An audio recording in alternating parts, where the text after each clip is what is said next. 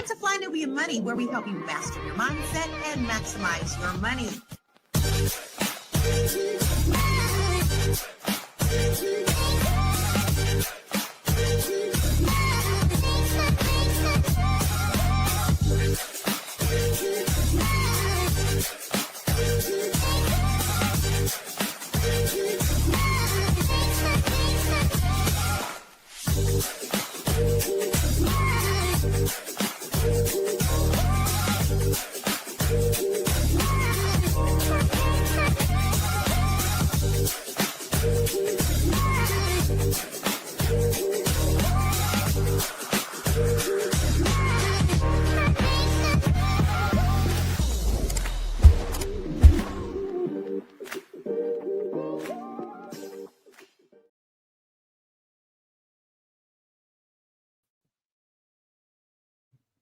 All right, the gremlins already started.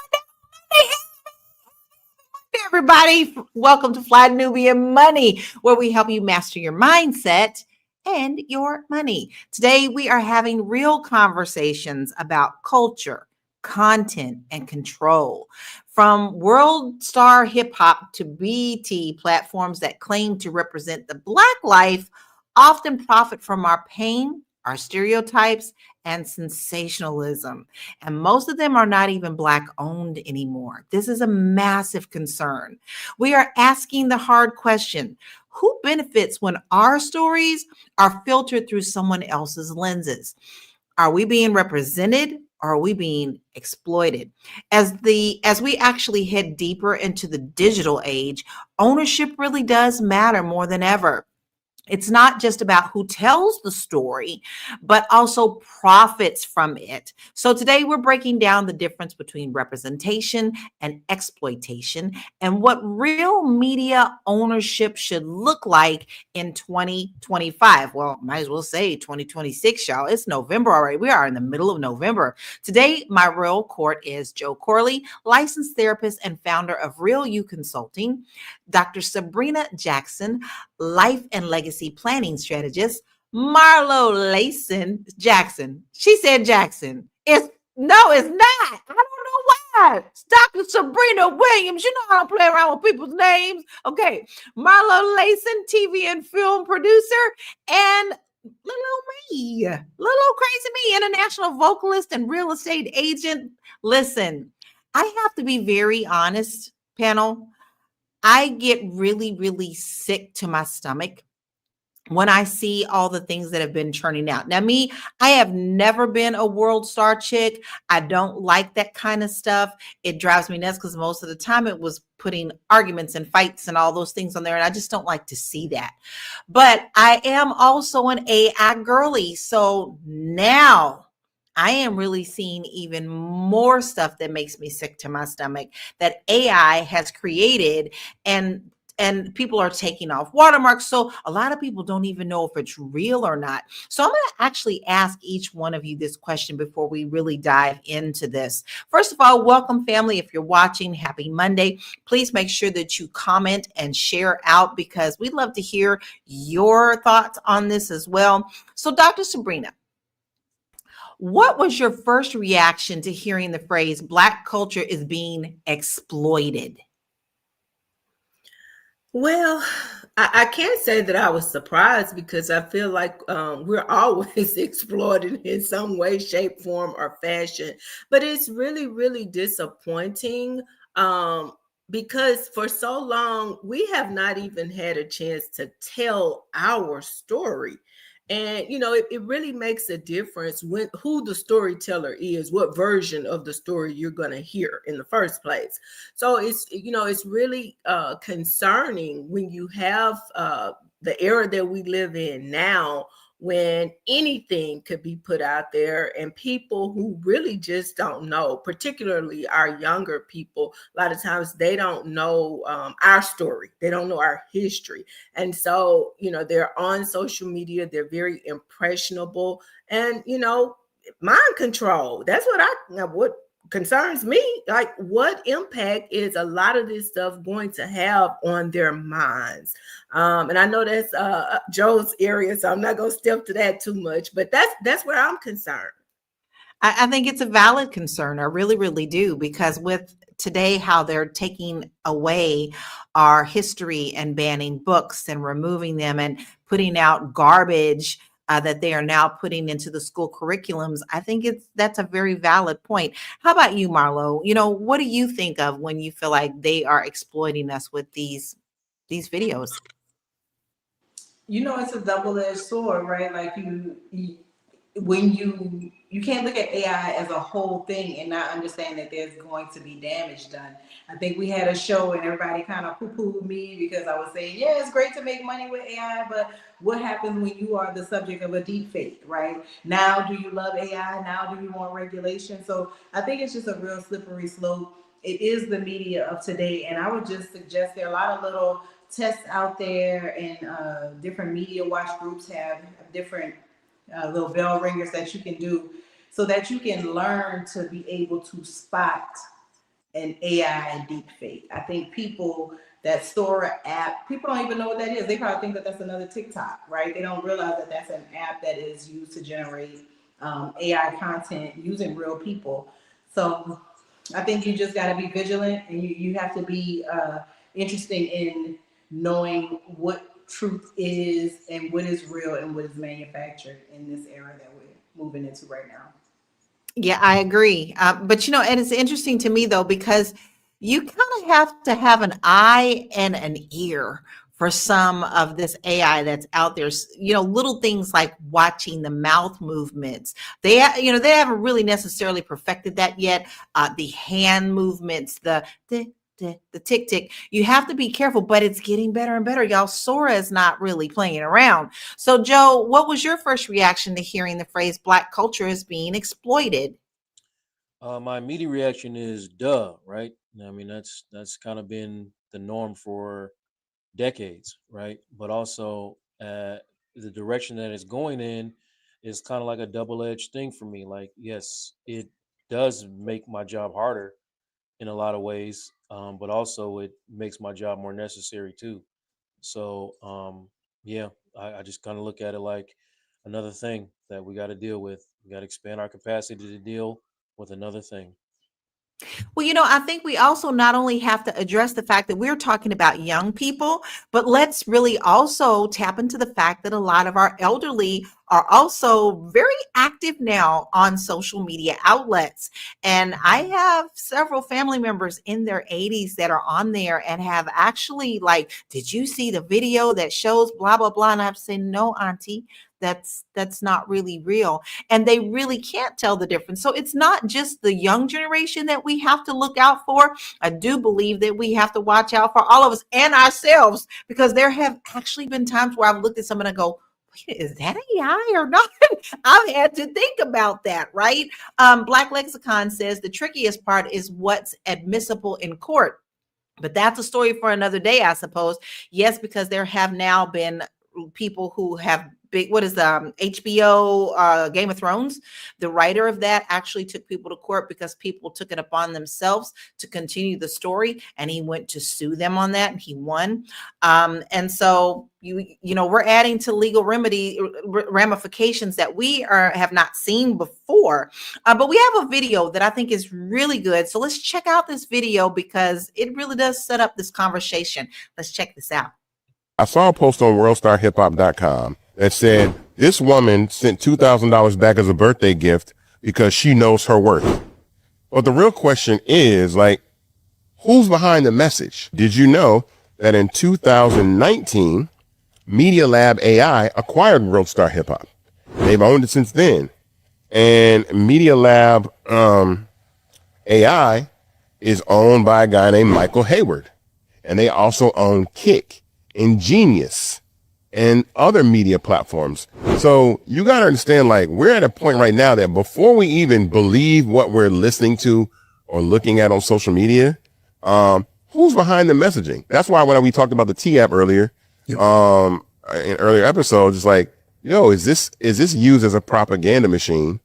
And a lot of people on my comment, because I commented on WorldStar, and I'm like, yo, and they were like, Isaac, like, you're right. I never thought about it like that. Like, cause the name was like goofy. The name was like Kavan. Like, I know my worth, Kavan, and it's real.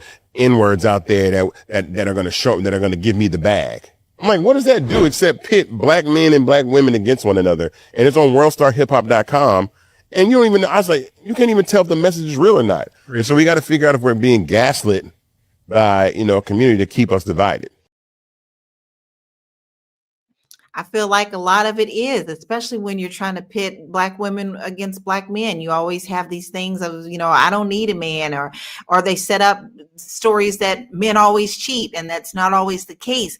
So Marlo, do you believe that sites like Worldstar Hip Hop and Shade Room reflect Black life, or do they distort it?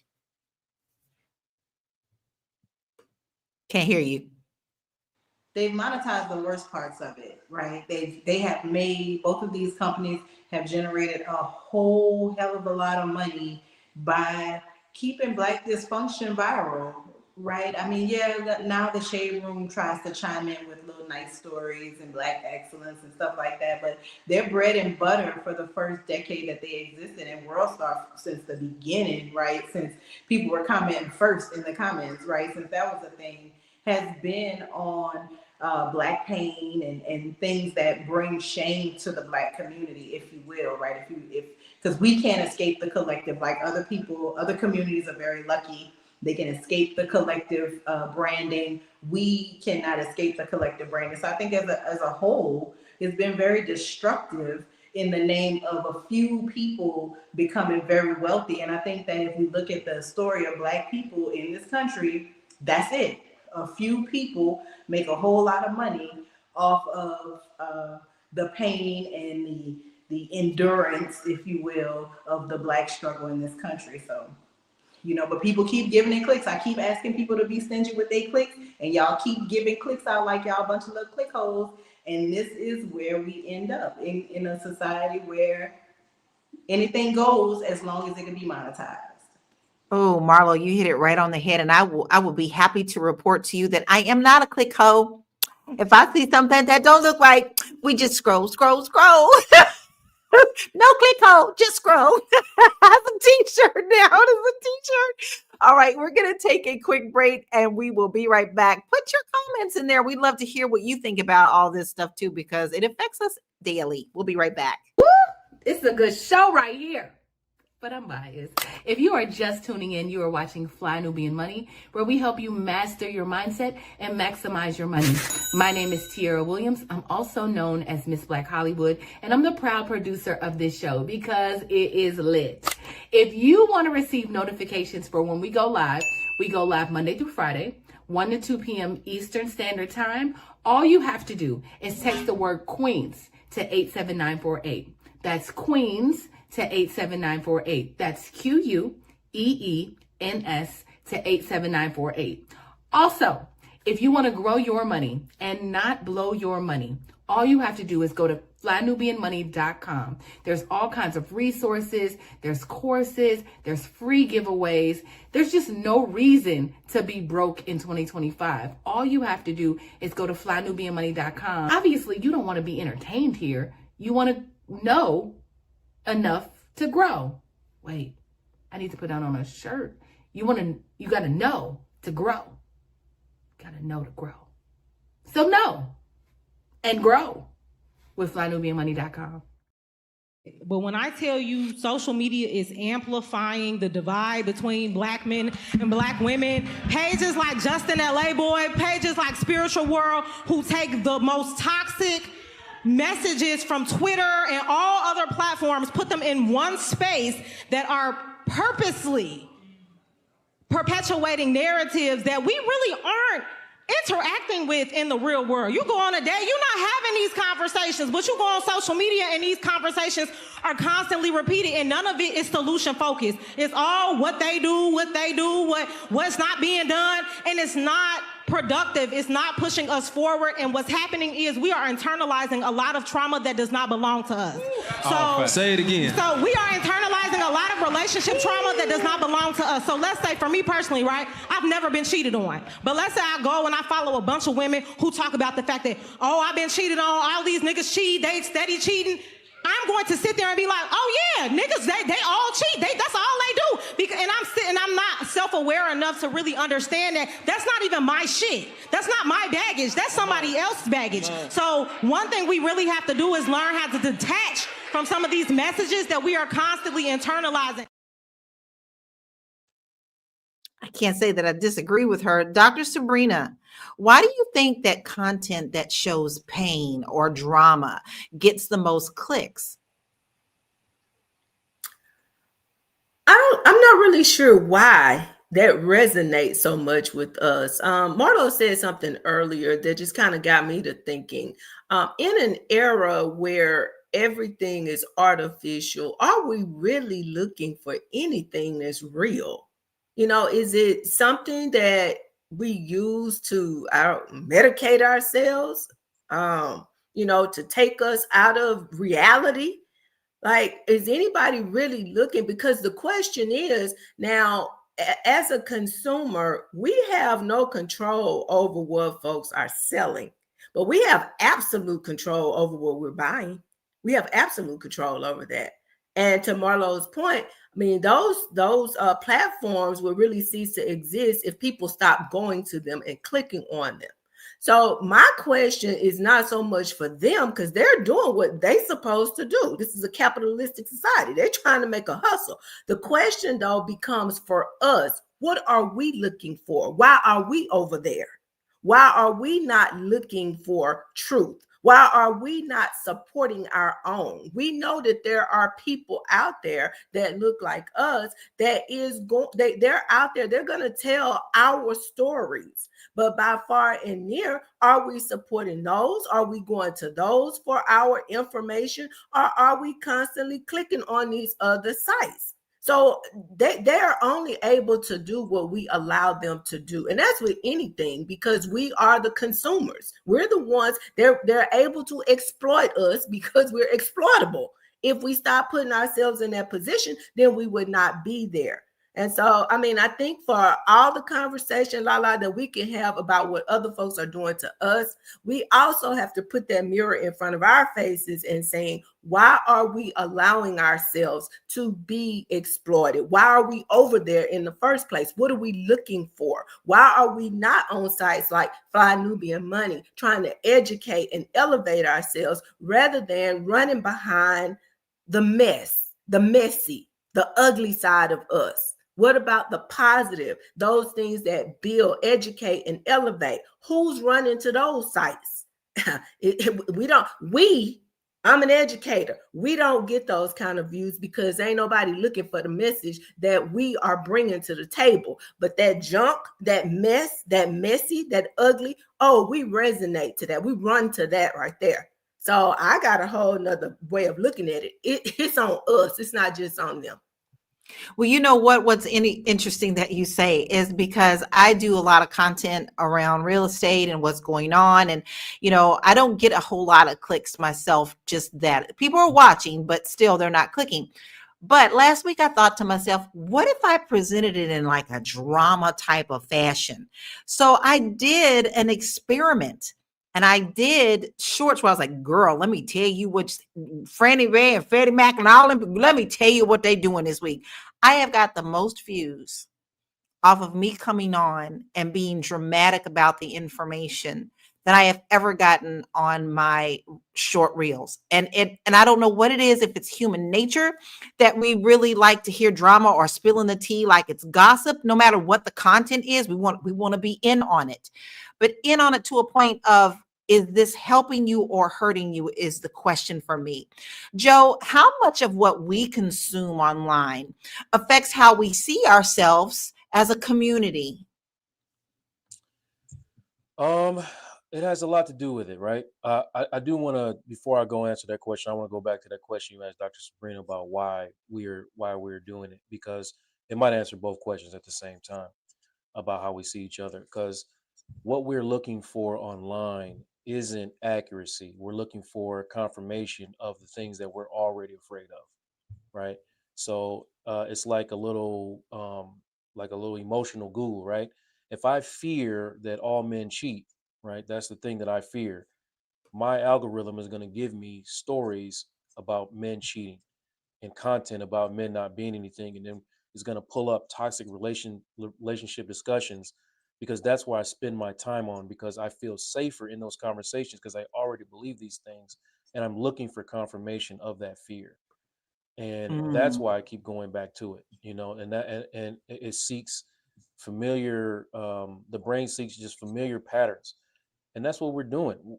We're looking, we're all operating in fear, and social media dances on our fears.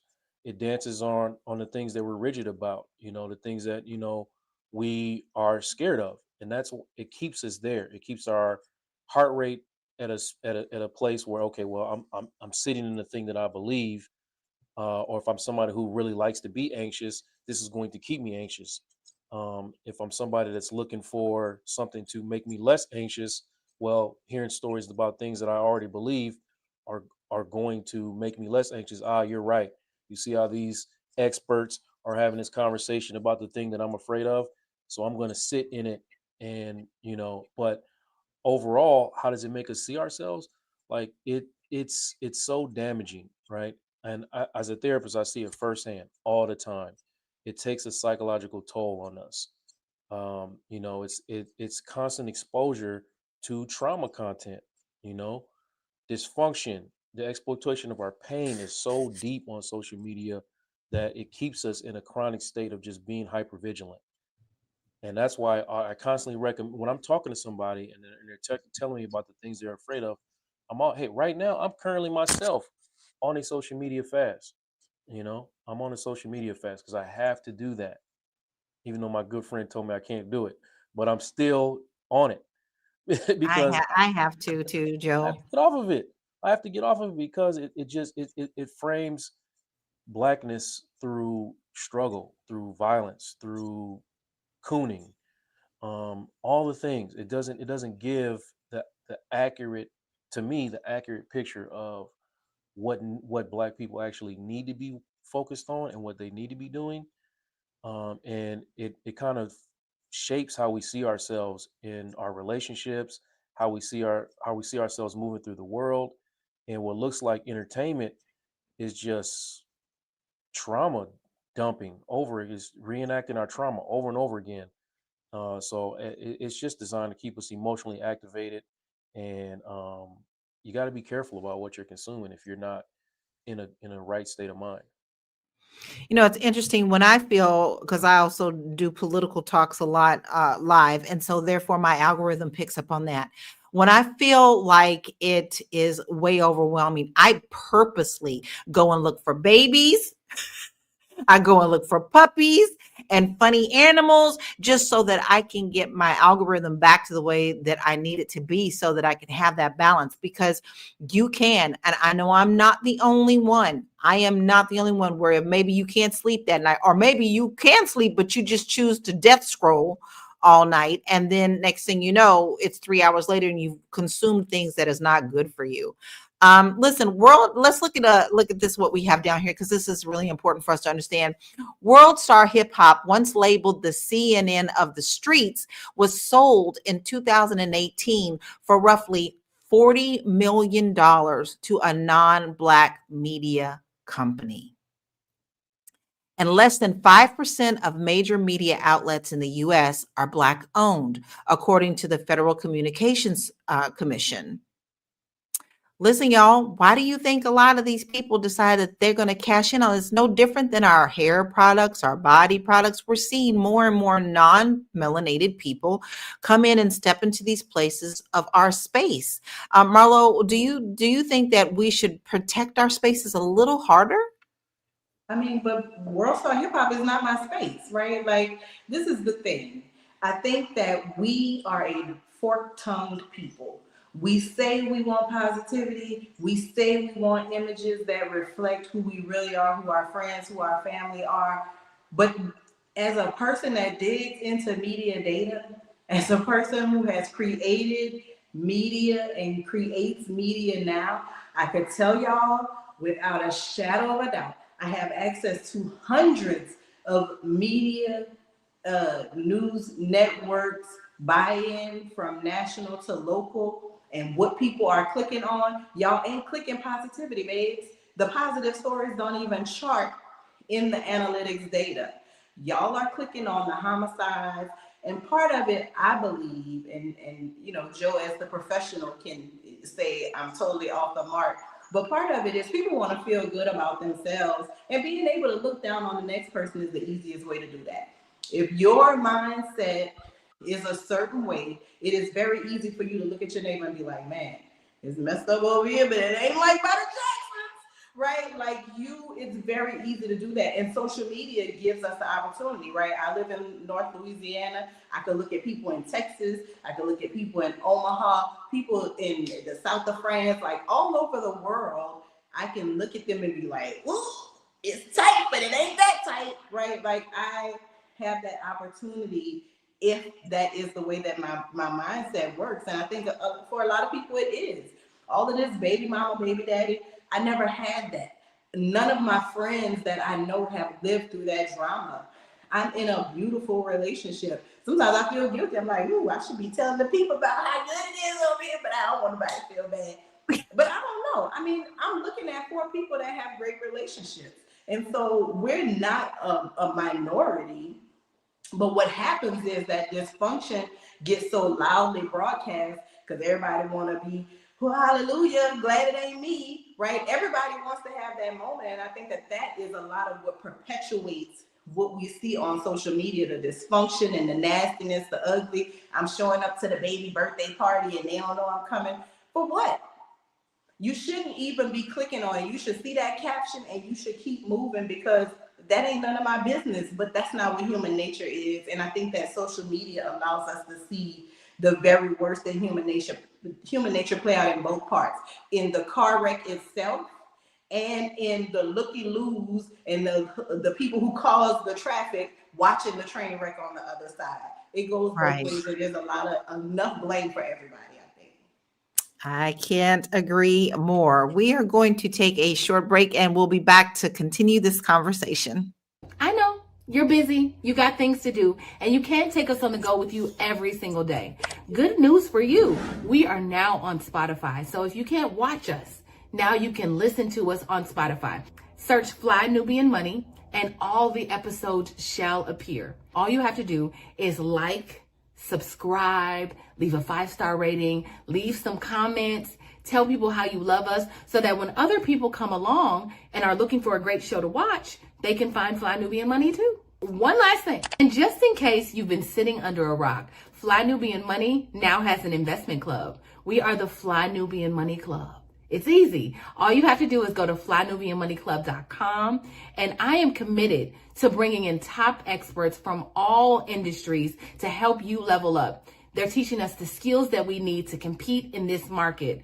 We often say that nobody is coming to save us, not the government, but guess what? We're coming to save us. I'm coming to save you with the Fly Nubian Money Club. So listen, all you have to do again is go to flynubianmoneyclub.com. We have a 30-day free trial set up just for you, just for those people that are struggling. Even if you ain't struggling, you ain't got to struggle. I'm coming. Okay, let me stop playing. I'll see you soon. I absolutely love that. We do help you. This is a good, positive space. Tap in, family. Tap all the way in.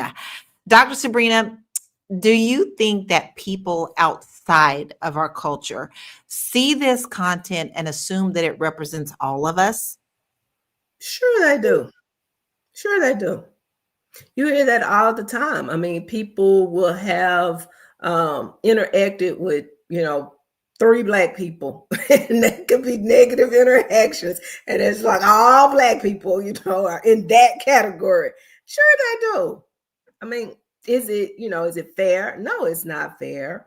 But it's real. It's a reality. People will take those things that they view online and they'll think, all Black people are, fighting in the grocery store or, sitting at home waiting for their SNAP benefits to be turned back on, or, even though the statistics are telling everybody it's not us, but, that's the image that has been portrayed. That's the narrative that has been spun. And, yeah, other people outside of us look at that and think that, hey, there are people, it's some of us that think that. So yeah.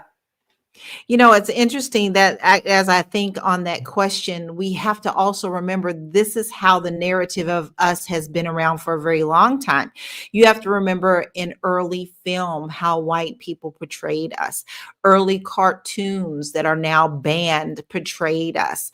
You know, and people feel nostalgic about those things that we grew up with. You have to remember Little Black Sambo, especially the one. There was also another one that, you know, Mama's Little Baby Loves Shortening Bread, where the black mother was scrubbing her black baby and powdering her black baby with black powder. You know, this is nothing new, but what the part bothers me is a lot of times it's supposed to be in our spaces, and it's the same situation as others who are not melanated, who are controlling that narrative. So, Joe, I'd like to know how you feel.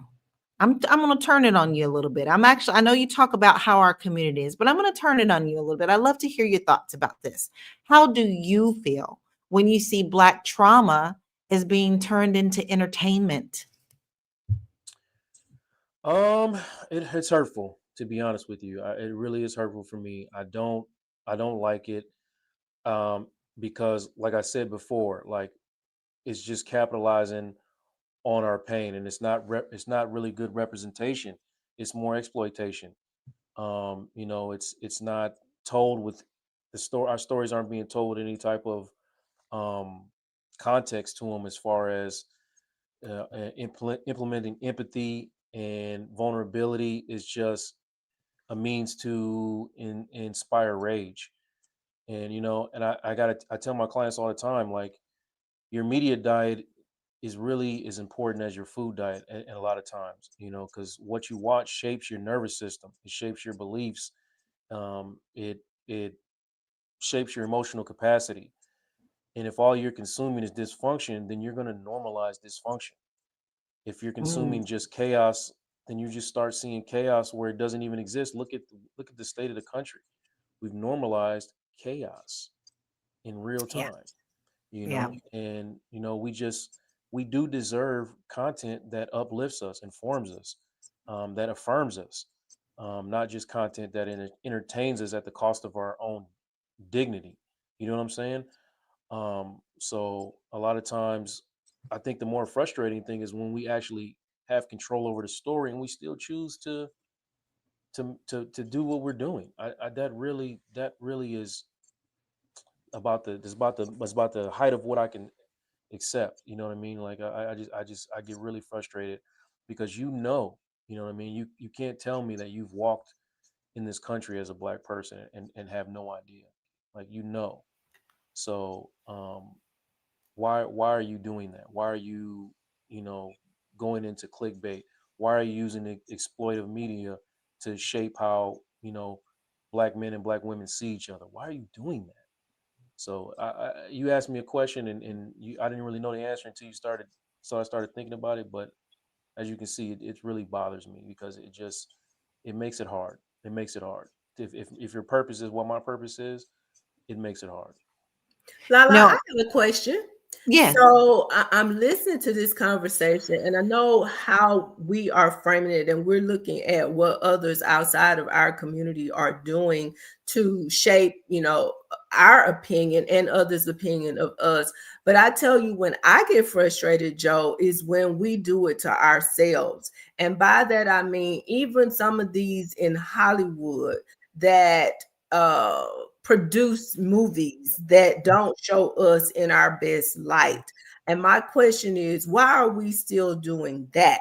That, you know, why, when we have an opportunity now, we have so many great stories that we can be telling and that we should be telling.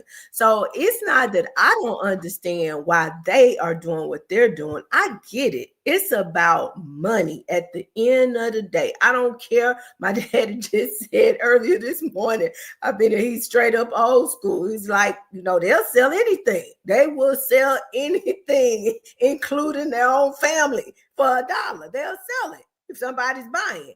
But the point is, why are we doing that? Why are we putting, I mean, you have that negative story online. Okay, somebody puts it online, but we view it and then we share it and we continue to share it. But something positive, a positive messaging, we don't even click on it, let alone share it with other people. So again, what is it about us that's making us do that? What is it about those people, and Marlo, this may be a good question for you, that have the capacity to produce movies that show us in a positive light? We have thousands of stories that have not been told, and if we don't tell them, nobody else is going to tell them. But yet we continue to produce stuff that So I will say this. We joke all the time about Tubi, right? And the Tubi movies with the bad wigs and the messed up scenes and the spinning bullets and all of that stuff. But there are also movies by Black creators on Tubi that are good movies. There are horror films and thrillers. There are psychological thrillers. But those get skipped over so that we could look at the bending bullets, right? We could look at what's going viral. We want to be part of that viral conversation. And so it harms Black filmmakers that are doing that, right? Because you can't go to a studio with your 300 views on Tubi and try to get a budget for something that's going to end up in theaters, because now those clicks matter. Now your social engagement and your social growth and your ability to move content on your own without a machine behind you is as important as what you'll do with the machine's money. The machine knows. They did 16 power books for 50 Cent. They did Big Meech, Lil Meech, Baby Meech, Pregnant Meech. All the Meeches got a show, right? And we ate that shit up. Ate it up with spoons and forks. But you look at a film like, you know, Queen and Slim, it wasn't a box office success. It was a really good film, cinematically beautiful. It got some cinematic buzz. Didn't make a whole lot of money. When Issa Rae did her attempt at The Notebook, I think it was called The Photograph, didn't make a whole lot of money. And the studios see that. So you certainly aren't going to get a Black, emotional, dramatic film on 62 theater screens in America, because y'all, the consumer, has proven that you want 17 books of power and 43 Meech spinoffs. And that is what they want to give. They don't want to take a risk on the quality film that's going to touch and humanize Black people, because what Black people have shown over and over and over again is that we are going to show up in droves for the mess. And like you said, it's all about money. So if they dangle $10 million in front of me and they say, Mama, go ahead and make whatever little happy documentary you want to make, and we're going to release it in a limited space, I can say yes to that. It's going to cost me probably half of that to make, and then I'm going to have to pay for marketing budget, so I'm not going to get a whole lot of money. But then they could turn around and say, Marlo, we want to do this movie about these young girls that they rob and they have sex with men and they do all these nefarious things, and we're going to give you a $200 million budget. What do you think people are going to go and make? What is big? Because the success of this film hinges on whether or not I'm gonna get another film. So if this film flops, the likelihood that I'm gonna get money for another one is in the toilet. And also, Black people with money, are y'all investing money in film so that we can make films that don't always have us selling drugs, cheating on our spouses, hating our kids, hating our families, hating ourselves? Are the Black people with money, where are you investing your money when it comes to media? Are you even investing your money? Those are all the questions that we have to ask when it comes to the positive images, because I've taken my own money and made films. Tiara's taken her own money. She's not on right now, but she's taken her own money and made films. And we've tried to make films that look positive, gotten distribution, but people don't want to read that. People don't want to watch that. They don't want to see it.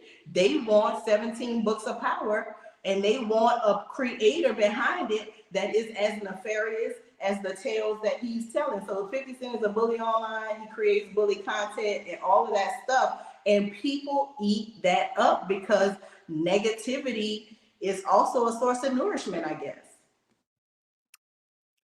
at what point then that we are the ones that are creating our own problem, and that's what is so frustrating more than anything. Listen, we have another video to check out. Let's check this out, and Bill, we'll be right back. So we're going to talk about why we can't get good black TV. There's a reason, and it's called the profit limit pattern. A demographic is only allowed to be as visible as it is extractable. So this means that stories get greenlit not to reflect reality, but to optimize the amount of emotion, identity, and energy that can be extracted from that group. Once extraction plateaus or threatens power, the narrative access shuts down. Visibility equals exploitable value, not actual care. So here's how this works. First, you identify what the group can offer the market. And usually, depending on who's speaking, this means different things. So for black people, they see pain, rhythm, rebellion, and spectacle. For Latino folks, they see exoticism, family, labor, and loyalty. Right? For Asian folks, they see achievement, mystique, and internal conflict. For white folks, they see complexity, universality, and self-doubt. For queer folks, they see aesthetic, transgression, and performance. And for trans folks, they see transformation, danger, and tragedy. This is the narrative commodity, the studio's version of what you're good for. And then you contain that group within a profitable narrative box. You can exist as long as you stay within the story we can sell. For black folks, you can suffer, you can be funny, you can die, you can rise through violence, but you can't be whole. Love without loss, joy without struggle, no profit. Anything beyond the profit limit feels niche, soft, unrelatable. So there's really 4 tropes like that 90% of black media kind of run into. Is that greenlit projects recycle the extractable narrative. So the media just relies on what they already know how to monetize, which is slave trauma, single black mother survival, angry black woman, reform black man through suffering. And they already know how to get money off of these, so they just keep going. And they suppress or undersell narratives that threaten the limit. What if a black couple breaks up respectfully and heals? Not dramatic enough. What if a trans woman doesn't die at the end? Not emotionally striking. What if an undocumented immigrant isn't hypermoral? Won't test well. Subtlety and nuance don't maximize extraction, and you get to see a ton of case studies literally per demographic. For black narratives, the profit limit is just pain, spectacle, and redemption. Undervalued is the softness, repair, community ecosystems, and spiritual nuance. For Latino folks, it is the profit limit was immigration struggle, cartel violence, Catholic guilt, and what gets undervalued is the class mobility stories, the black Latina dad, the intergenerational modernity. And for Asian narratives, we get to see academic pressure, silence, and stoic rebellion. But what gets undervalued is the joy, the mess, the sexual agency, the working class subcultures. And for white people, we get to see the existential crisis, the spiritual searching, the anti-heroism. That's their profit limit. But what gets overfunded for them is the narcissistic trauma tropes with no stakes for others. Right? You notice how I didn't say under this time. So here's the thing. Here's why this exists. Capitalism doesn't want equity. And this is something that the representation folks have a hard time hearing. Capitalism doesn't want equity, ever, in no circumstance. Some people think they can get equity through a film. No, it wants symbolic extraction. Narrative capitalism is not about telling stories. It is about managing perception and maximizing return. If a community becomes valuable, not when it heals, right? Not even if. A community becomes valuable, not when it heals, but when its wound can be packaged. When its wounds can be packaged. I think that brother spit so much knowledge there that is so much to impact. That could be a completely whole show just into his own video. And I think that he has hit the nail on the head, but that's exactly what we are saying here. We're also a part of the problem with being the consumer of the things that we don't like to see. Anonymous, I have to say, he said we went from Berry Gordy to Tyler Perry. Well, some people don't like Tyler Perry, but in my world right now, world hip hop star, I ain't looking at none of that. I will take Tyler Perry any day. We're now into the holiday season. I know what kind of videos we're and movies we're gonna get now. It's always gonna be family, cooking, grandma, fighting. It's all going to be the same thing. When are we going to get out of this doggone narrative, right? Everything he said is actually something we really need to internalize, to ask the question of ourselves. So Dr. Sabrina, what responsibility do you think influencers, because whether you think you're an influencer or not, like everyone here on this panel, we all have something that we put back into our community. And I like to think every last one of us, I know we do, put something positive back into our community. So what responsibilities do influencers have when they use negative content to grow their audience? I think we have a huge responsibility what image we are putting out into the environment.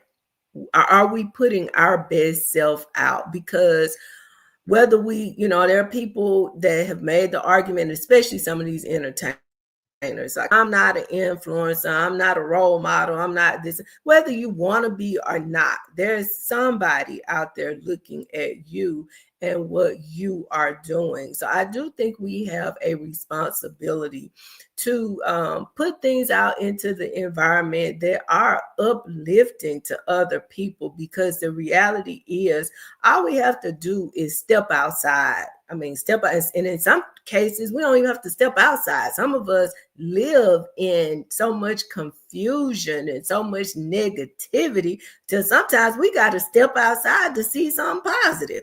So I think we do have a responsibility. Those that have, positive things going on, where I was kind of listening to Marlo a few minutes ago, maybe you don't want to make people feel bad about that love thing you got going on, girl, but maybe you need to highlight that.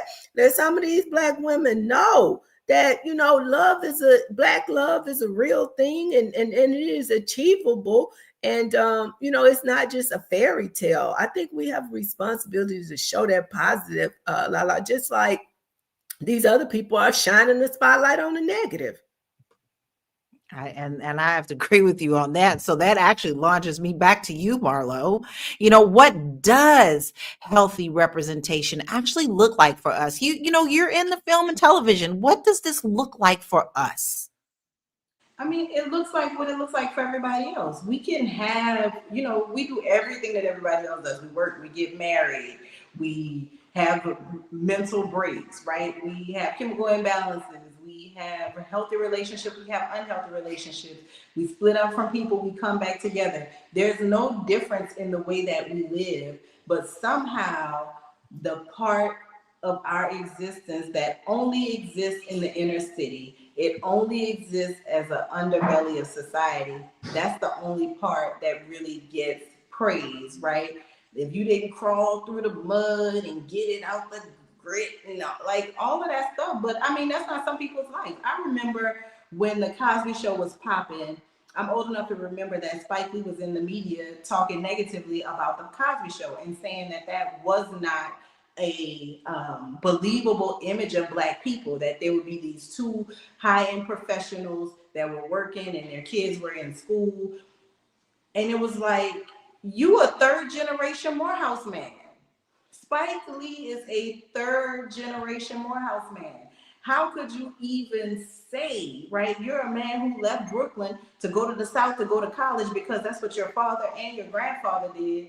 And here you are down talking professionalism. You got into the exclusive Tisch School of Filmmaking at NYU. And here you are down talking what Black professionalism can breed and bring forward, because you understand that it's easier to make the negative, right? For the beginning of his filmmaking career, Spike Lee was always pitting Black against white. And while that was a real image of America, it wasn't the only image of America. And so I think that the biggest problem is a lack of imagination on the parts of the people that have to distribute this content, the people who we have to go knock on doors and sit in meetings with to get content distributed. There's a lack of imagination on their part, right? Because they're thinking about what has made money in the past and what can make money in the future. And I think when we look at something like Wakanda, right? Wakanda forever. We made these, but that exists in a different universe. The Marvel universe is something all to itself that it can only make that kind of money if every kind of person went to see that film. I'm not talking about that kind of film. I'm talking about films that are going to grab Black audiences. Filmed with Taraji Henson, filmed with Regina Hall, right? Black actors who we know and love, who the masses don't necessarily know and love.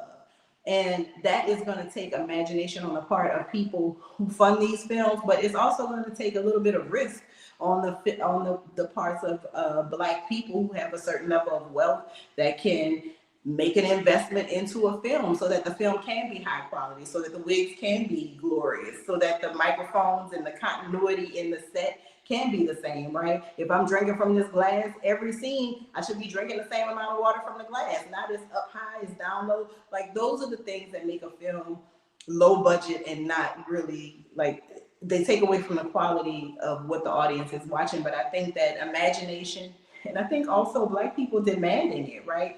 And if you won't make it at your mainstream production company, getting 10 people together who have the means to fund films, because that early Hollywood, that's how it was getting done. People were putting small amounts of money in to get a film funded. Hopefully it made money, it made your money back, you do it again. And I think unless we are creative, we're going to keep having to deal with this. Like AI is only going to further perpetuate the stereotypes, because everything that we put online as Black people, whether it's a joke or reality, somebody 2 continents away can filter that information and make some type of projection of us. So we got to take the bull by the horns. If there's any time to do it, it's right now. But it's going to take a lot of hands on deck to do it. It is not a one-man job. You know, it's really interesting with all the tools that we have today. It's really no reason that people like us can't make that positive content and put it out. I will say that it was just recently announced that Ryan Coogler and Michael Jordan are to do a movie about Mansa Musa. I think these are the type of things that we need to see. Of course, everybody wants to see the second thing of Sinners, and that's cool and great. But me personally, I cannot wait to see what they're going to come up when they are talking about Mansa Musa. BET, the first Black-owned cable network, was sold to Viacom, now Paramount Global, in 2001. Despite its branding, the majority of its leadership and ownership are no longer Black. And a study from the USC Annenberg Inclusion Initiative found that less than 7% of media executives across Hollywood identify as Black, even though Black audiences make up over 13% of viewership. Wow. And social media algorithms are proven to amplify negative and sensational content by up to 60% more than neutral or positive posts, rewarding outrage and conflict over nuance. Listen, everybody all the way out here for a click, and all this new stuff that we see now, you know, this clickbait, this race bait, this anything to get the click. I'm just going to adopt Marlo's thing called, you know, click hoes. I don't be that, because they're out there to get your emotions going and for that click. People are also doing simple things like misspelling words so that people will come on and say, learn to spell. Well, that click counts as well. So you must be very conscious of that. And it's as simple as that. So we are actually going to start winding down, and I want to get some final thoughts from our panels as well as our viewership family. I do want to hit a couple of comments before we go into that. Black Lexicon says, I could probably generate 15K views showing myself drinking a simple cup of coffee, but watching that to me suggests degenerate tendencies. Walterine, I saw your comment about how you look at puppies, and baby, I will sit back and look at puppies for an hour if it means that that's what I'm going to get in my timeline for the next week, right? I think we've actually really hit a lot of good facts here, because honestly, it's going to start with us. So I'm going to start with you, Joe. What are your final thoughts, and where can we find you? Well, you know, you can find me at the website right below my name. So there you go. Please reach out. I'm coming back again. I keep telling y'all, and I'm coming back to do my podcast. But this topic today is a lot of the reason why I haven't felt motivated to do it. But I'm feeling motivated again, so we're coming. But at the end of the day, I feel like we have to decide what kind of storytellers we want to be and what kind of story consumers we want to be, because it seems like for the longest time, our pain has been someone else's profit, and our culture has been, you know, someone else's content. Like that's it. And if we really want to get better and to be freer, it's not just about owning the platforms. We've got to own the narrative. You know, what are we protecting? You know, we want to protect the dignity in our stories, and we got to refuse trauma and refuse to let trauma be the only lens that the world sees us through. And I know there's other stories out there, and those stories are great. and we got to stop like feeling like we need to be, close to the power and black people selling each other out. And that's what cooning is, just getting close to the power by any means necessary. But if we start healing and stop selling our wounds, then we'll start telling the whole truth about who we are. I love that. Our stories, our own personal life stories, also can be a very positive thing for others. I like to feel that when we go through something, we went through it for a reason, to turn around and help somebody else. And I just firmly believe that. Marlo, what are your final thoughts, and where can we find you? My final thought is that you are what you consume, right? Whether that's food or media, what are you eating? What are you watching? What are you consuming? And that's going to tell you a lot about how you feel about life, how your world outlook is. And if you do an assessment of that and you don't like it, change it. I change my algorithm every 90 days, sometimes more frequently than that. And I change it by searching for different things. I change it for searching for different things on my computer, because these bots are always mining our data and paying attention to what we're doing and where we're going and the sites that we're visiting. So give yourself a refresh. I can't, unlike Joe, I cannot afford to step back from social media because too many of the jobs that I do throughout the day rely on it. But that's why I came up with the refresh. If you want all of this madness out of your algorithm, you don't want to see it, start following different people, start engaging with different content, and I promise you that content will refresh and you will see something new that you like. If you're looking for me, you can find me, Marlo Layson. My name is out there. I have content, interviews, and all sorts of things, explorations, things I'm thinking of. You name it, I muse about it in my professional life. You can find me on the internet. That's where I live. A lot of us have to live in these internet streets, especially if you're a business owner, and that can be tough. Listen, make sure you reach out to Marlo. Marlo has some really great content. You don't want to miss that. And listen, she always spits so much truth. She's in that world. She lives in that world. That's what she does. And I absolutely loved everything that you said today, Marlo. I think you gave us some really great perspectives to think about. Dr. Sabrina, what is your final thoughts, and where can we find you? Well, as we're concluding, I was thinking about something I saw a couple of weeks ago. I don't know if you guys saw this, where Judge Faith came out. She and her husband, Kenny Lattimore, have literally been just scrutinized on social media. A lot of things have been published that were not true about them, and they fought back. I mean, they literally tracked down some of these people that were sharing these stories.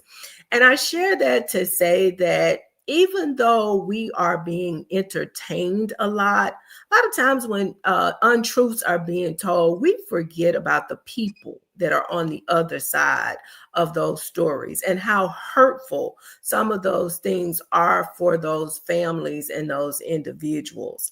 And I don't think we should ever allow ourselves to be caught up in finding joy and entertainment on someone else's pain. That's not right. That is not right. And we've got to step away from that. And with that being said, I challenge us. Anybody can try to feed us anything they want, but it's up to us to accept what we're being fed. That being said, I am Dr. Sabrina Edmond Williams, educator, author, and investor, opening minds and closing contracts. I am so noted. And I am delighted and excited to be here to kick off the week with my fellow co-hosts, co-panelists.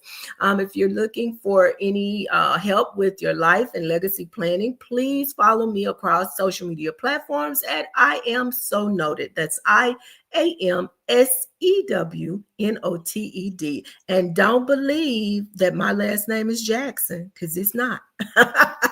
Sorry. It just wants to change everything about you. But look, Dr. Sabrina, you sparkle. All right. So I absolutely love that. Listen, you know where to go. You get the right person, right? Listen, here's my final thoughts. It is up to us to be the light. Every video that I do, and especially when I'm doing my content for YouTube and teaching people about real estate and international real estate, I always end my broadcast by saying, be the light.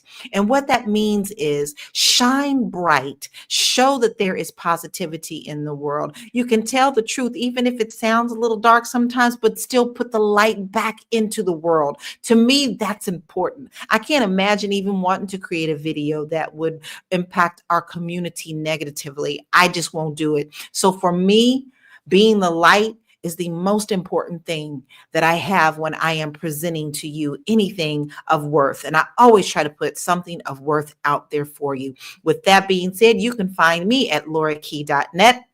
I have a little series about holiday tips on how you can pull back spending a lot of money, putting a stop on your budget, spending in the right place.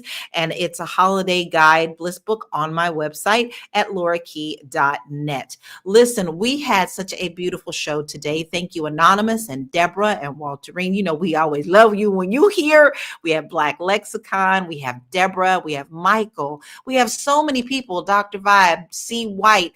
They all come in. Y'all all come in every day. We so appreciate you and so much. I don't believe in not acknowledging those who support us.